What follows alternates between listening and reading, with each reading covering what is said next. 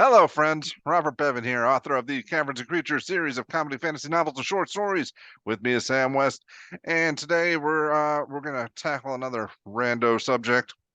We're gonna talk about things you should look for in third-party content. Yes. Maybe you're like me. You're jaded with all of the billions of D&D books that give you a whole 4 new spells. Maybe you're tired of watching Create Spelljammer Helm take up book space whenever you just wanted a new cool way to fly around the multiverse. For that, you reach to third-party content. You reach to people like Cobalt Press, Mage Hand Press. You reach out to the grim dark survival thing that just got printed on D&D Beyond, right? We got endless supplies out there of content on the internet, homebrew and like printed materials that I try to use. I try to make some distinction between what is homebrew and what is third-party content, because there is like I think in my mind, a small difference. But like, with all Perhaps these someday, options, what do you perhaps do? someday you will reach out to us. Could be. Hopefully. One of these days soon, question mark? Yeah, to this third-party stuff. So the question is like, okay, I'm a DM. I'm bored of the Xanathar's Guide to Everything stuff. I'm looking for new things to spoil my players. Whether you're a player that's like, I want to play an alchemist, but the printed one doesn't exist. It's that bad. So what do? I'm looking on the internet. I see all these different things. D&D Wiki's got some neat homebrew stuff. You got things on Reddit. You got things X, Y, or Z. Okay, so what? You got all this stuff. Overwhelming quantities of crap that people have made on the internet. There are alchemists on Mage Hand Press. There's alchemists in Kobold Press. There's alchemists 500 different versions that exist on Reddit. What are you looking for? What determines good and bad third-party content? How do you kind of navigate? Is this something that I should introduce to the table? That's sort of the broad question we're looking at today. And I think the best way to do that is kind of like identifying hallmarks of good content and then, messing around with it and having a willingness to be like, this is stupid. We should change it. Yeah, I'm seldom comfortable doing that. So I think that's also important to preface with this. The 5th edition content we've covered robustly. And the range and variation within the printed materials that are supposed to be like the core of this game, the quality is vast. You can have unusable trash, literally non-functional spells that cannot benefit from being cast. Find Traps is a real spell that exists at 2nd level. You would find better versions of that on Reddit. I promise you. I promise you, you will find better versions of these kinds of magical effects on the internet than what is printed in real books. And when I say better, I'm not just saying like more powerful. I'm saying more fun to They play with. work. Yeah, they function. They'll engage with the system. You can take bare bones. Someone made Bubble Beam from Pokemon and made it a spell, and it's just 3d8 bubble damage, water damage, a new damage type in a cone, and that will function exactly as well as Burning Hands will the vast majority of the time, right? So this content will work seamlessly in a lot of ways. There's a lot of entirely innocent, harmless content out there that will not wildly impact the balance of your games. And the stuff that does impact the balance of your games, I actually tend to favor, because it's a lot more interesting for me as a DM to confront new problems. Now, if you're a new DM, maybe don't want to have to confront new problems. Maybe let's confront the existing problems for the first time. But, it's all those things you take into scope whenever we look at this kind of stuff. All right, so what do we got? Okay, so the first thing, if I'm looking at third-party content and I'm wondering, is this good, is how much of it is there and how long has these people been doing this? So Reddit's an easy place to start if you're looking for third-party content, especially free third-party content. And even while I would say most of it's homebrew, most of it's first drafts, people spitballing ideas, I've been known to frequent spitballing of ideas on Reddit. You can find one of my old accounts on Pirate, made a list of class-specific magic items that's in their curated content list of Unearthed Arcana. Self-plug. Reddit nerd here. But there is plenty of homebrew content that isn't that necessarily fleshed out, that hasn't been tested at all, that hasn't really been run at all. That exists. There's also content creators on there that have been doing this for a while. You can find people that have cultivated fan bases on the site that print, or not necessarily print, but produce content that they test. They have discords, that they have different people that are talking about the content, that are sort of engaging with it in specific ways. You'll find that the hallmarks of this content tends to be the language is very similar to what is printed in the official books. You will see that there is a sort of like up-to-date standard that people that are very in touch with what's going on will keep up with and will maintain. These people will be very much in the discussions of not just power balance, not just how much damage should this deal, but what expands the system into new territory. What sort of it leaves the realm of This is what D&D sort of been known to do. What can D&D do is sort of what a lot of it will explore. And that all tends to come to people that have been doing it for a while, the age of the content, how much has been produced, how much feedback have they gotten, how much playtesting has sort of occurred. That's sort of the number one thing I would recommend looking for is before what the actual content is, who made it, how long have they been doing this, what is the general consensus around what they've been doing, and that's sort of relatively easy to see. High upvotes on Reddit is an easy place to start. Just catalog how much things exist of these third-party companies. Mage Hand Press is a great place to look to be like, wow, they have a really large back catalog of things that have been free, things that they've been making for a while, adventure books, option books, all kinds of things they've been putting out on their blog for years now. That is all to say, like, there's a deep reservoir of stuff here. People have been using it. They keep making it. They started to make money off it. That's probably an indicator that this is high quality content that will improve your game. All right. That Now all we're make not sense? yeah, absolutely. We're not just talking about spells and feats, though. I mean, this goes all the way up to, new subclasses or New improved full versions of it. classes. Yeah, there you go. Mm-hmm. That A feels like, recommendation. Go for it. sorry, that was, something that like that though feels like it's going to be much more impactful, so that you want to be more careful with it, or what? Nope. No. And this is why I say that. I think like, this is a great place to talk about it. What content do you allow as a DM? What content, should be expected and accepted and, good to go? I think an easy place to start to point out for this is the Blood Hunter class, right? Blood Hunter is awful. It is like a worse version of Ranger the vast majority of the time. I have seen Blood Hunters played a fair amount of the time, and most of the time I'm like, this sucks. They undershot this by a lot. And this is an Sorry, what is a official blood hunter? Yeah, that's a great question. Matt Mercer, big name in the D&D space, made this class a long time ago as part of sort of his campaign world, his campaign setting and stuff. And it's got this thing called blood. Like it's on D&D Beyond. You can find it for free. It is an available third-party class that's officially supported by D&D Beyond. It is as close to D&D content as written as you can get. Right, Explorer's Guide to Wild Mount and the other Critical Role books are like each on one exact side of this very thin line of this is D&D content. This isn't like Wizards produced D&D content. This is like right smack dab in the middle is the line. And this thing is a full class. It's a 20 level. You get a thing called a Hemocraft die that does a little bit more damage on hit. It's a full martial class that gets some little abilities, like there's a lycanthrope background or lycanthrope subclass. It's very edgy. It uses blood magic. You deal damage to yourself for some on hit damage. It's incredibly mid at best, and at its worst it's actively terrible. So like that is not going to, if you're a player at your table that wants to play it, it isn't going to hurt the power balance of your game at all. Now it might suck, they might struggle to be good, but if they're enjoying the character archetype, if they're enjoying the fantasy, it's as bad as playing like a Baptist paladin subclass. It's as bad as playing an existing 5th edition monk. You're going to be like, wow, this class is worse than everything else going on, but it's still fun. The player's still engaging. They're still doing D&D. And that's sort of the floor of where, I would want content to be at my tables, is that sort of level of this is bad, but sure, they're having fun with it. They like the character archetype. It's not hurting any element of power balance. It's not making me as a DM have to go like, you have infinite hit points. What is that? How do I engage with that? Or you have, X, Y, or Z. You're way over hitting damage. You got extra attack level 2. And then you look at Moon Druid and you're like, oh, wait, this is already available in 5th edition. This game sucks. But like, as far as what scope of new content I would look to, it isn't necessarily the scope of it, like subclass versus species versus class versus, all that things. It's more so, does this content fundamentally shift how I have to dungeon master? And in the case of bad options, it doesn't shift how you have to dungeon master. Like, weak options, it doesn't shift how you have to DM basically at all.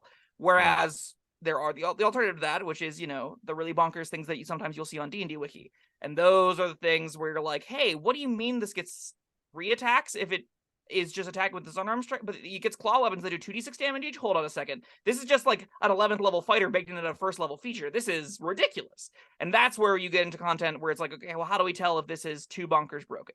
Normally, if you followed step 1 and you found some deep categories of people have been making this for a while, they've got a long laundry list of well-supported and people talking about it online content that's got it's got the receipts, then you're probably not going to run into this. But if they don't have the receipts, if you're on, finding, just stumbling into this content, you don't know its backstory, you don't know how long it is, how do you know if it's broken? How do you know if it's going to disrupt the table? How do you know if it's going to, cause these problems? Thoughts, feelings, opinions? One-shot adventures, perhaps? One-shot adventures are really good, like, it depends. I don't like paying for one-shot adventures because the quality rate is really wildly, but they are a very Oh, fine I place wasn't to talking start. about. I was just talking about like a sandbox thing. Like, I want to try out this new character Oh, class. I got you. Yeah, that's actually a really great way to do it. You Yeah, find, content you think you like, but you don't know if it's good or not, throw it in a one-shot, see what happens. yeah, Worst case scenario, 4 hours, someone goes, that was stupidly busted, and then you move on with life, right? yeah. It was fun testing ground for it. That's a really great way to navigate this kind of new structured content.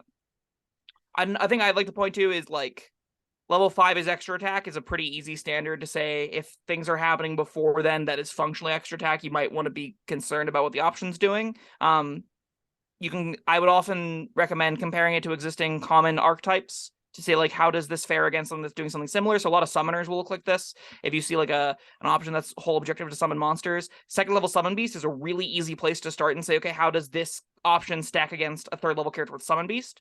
That's a pretty easy way to determine, is this too powerful for my game, or is this kind of like a side grade to what's happening already on a lot of character sheets?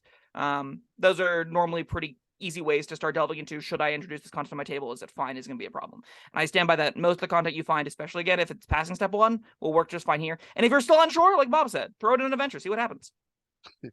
Now, I said at the beginning of this video that this sort of thing makes me very uncomfortable. I am, and I know I'm wrong because we've been doing these videos for like what, a year and a half now, and we've come across so much unusable garbage. But like there's still like back in the deepest recesses of my lizard brain, I'm thinking Wizards of the Coast knows what they're doing to alter that is to ruin everything. But ah, They printed silvery barbs. Like in a recent book, the company that produces this game made like 4 spells. There is Umbral Jaunt, which I consider actively uncastable. They printed that spell next to silvery barbs. So no, they are very far from perfect game designers. I would hazard a guess. A lot of the game designers out there that you'll find that do this for fun as a hobby, they're engaging a lot more with the depths and complexity of the system. They're the nerds that have the Excel sheets that are tracking what the average DPR should be. They are not like, thrown onto this book because they've been moved off of another project and they need to come up with something outside of the padding of it. And they're not really game designers, but they're here for the writing portion of it. But they have to be game designers right now because they need it for the staff. Like that's why some of the Wizards content turns out the way it does.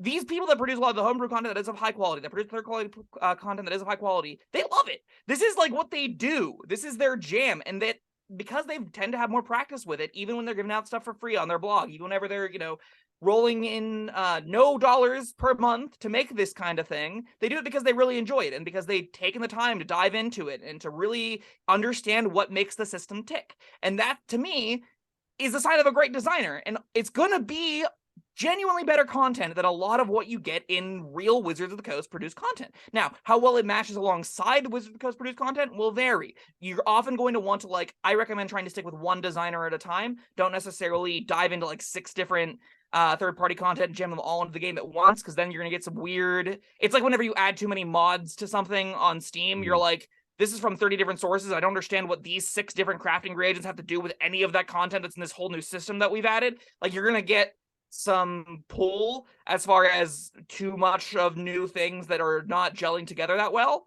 If you do focus it one at a time, if you introduce a third-party crafting system, if you introduce that same third party's classes that engage with that crafting system, I think you're in the market to have a really great time from people that genuinely care and put time and effort into these kinds of things. It is really hard to say, though, that's not blasphemy, right? But the game designers could never be wrong. They've sold me this book for $50. It's perfect. Yes, I know that's wrong. I'm working on this. Sure.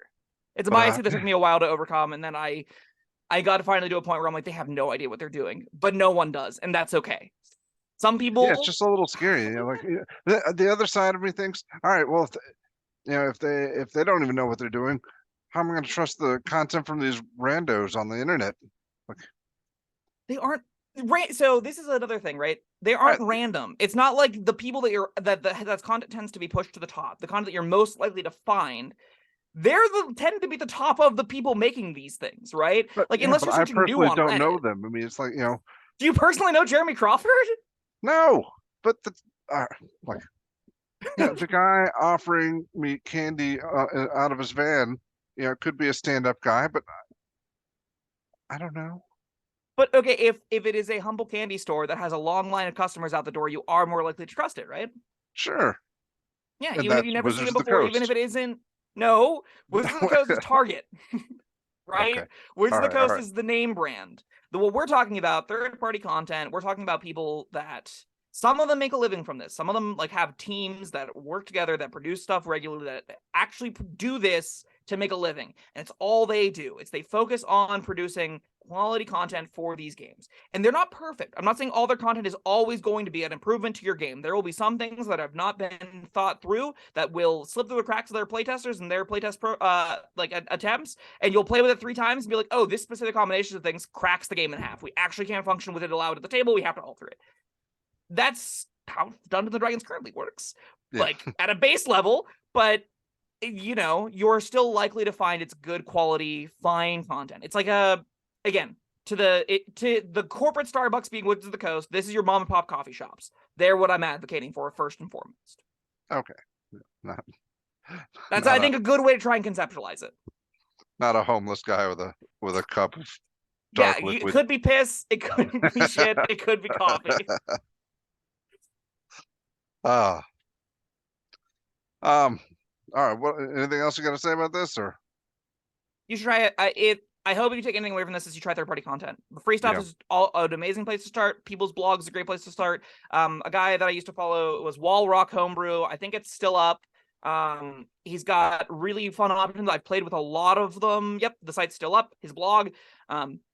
I have no idea who the person is, but I know he's got a lot of free things that you can play around with. It hasn't been updated since 2019. But if you want a good reservoir of free content to peruse, just sort of get the grounds and feeling for some of this content and entirely like no bars, this is free to go and explore content, that's a great place to start in my opinion. There's a ton of stuff there. He ties a lot of his depths and thoughts and depths on like how he designed it and what changes he's made. You can see his change logs as he goes through it all. Like, that's a great place to start if you want free new content. Again, I've listed off a ton of different people in this video of their third-party content that I find to be very reputable and very fun. Support it. Go talk about it. Show it to your friends. Show it to your local game stores. Start integrating it more into your play sessions. I genuinely think you will have a really good time with most. Now, we should have built up a collection of third-party content, and then we could have promoted that instead of this other guy's blog. Hey, well. I have a back catalog. I've talked about it just briefly for Reddit, but if you want me to start publishing things on your blog, Bob, hit me up. I do. All right. Okay. All right. Well, yeah, there's some things you can look out for and third-party content. Thank you, Sam, and thank you everyone for joining us. Let us know. This is a pretty big topic, so yeah, I'm sure you'll have some things to say. Let us know what they are down in the comments. Like, subscribe, and we'll see you next time. Bye-bye. Thank you for watching. If you found this helpful, informative, or entertaining, I'd really appreciate it if you hit the like button below. You needn't smash it, a gentle tap will suffice. If you want to see more videos like this, subscribe to the channel. And make sure you check out the links in the description, where you'll find my Caverns Creatures series of comedy fantasy novels, Sam's full review of the spell, and other fun things.